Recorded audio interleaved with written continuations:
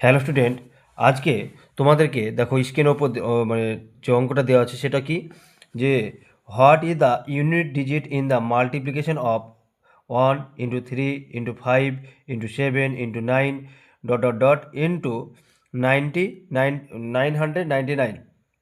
তো এই যে 1 × 3 × 5 × 7 × 9 999 এই যে গুণটা দেওয়া আছে, সেই গুণের যে ইউনিট ডিজিট বা একক ঘরের অঙ্কটা কী হবে সেটা বের করার খুব সহজ পদ্ধতি আছে।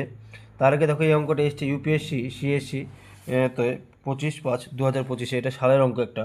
তো এই অঙ্কটা কীভাবে করা যাবে দেখো, কী দেওয়া আছে 1 × 3 × 5 × 7 ডট ডট ডট বা ×9 ডট ডট ডট 999।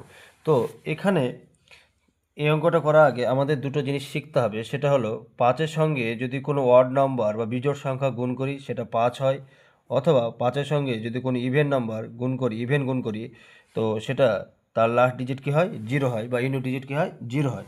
যেমন 5-এর সঙ্গে 3 গুণ করলে কত হয় 3×5 = 15, কারণ এই তিনটা ওয়ার্ডের সঙ্গে 5 গুণ করলে তার ইউনিট ডিজিট কী হয় 5। অথবা 5-এর সঙ্গে যদি ইভেন 2 গুণ করি 5×2 = 10, তার লাস্ট ডিজিট কী হয় 0 হয়। তো এই ধরনের অঙ্কের ক্ষেত্রে শুধুমাত্র আমরা দেখব 5, তো এখানে 5 আছে দেখো।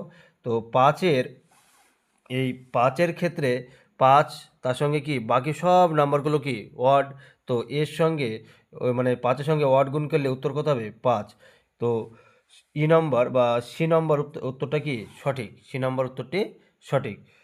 আশা করি অঙ্কটা তোমরা বুঝতে পেরেছো।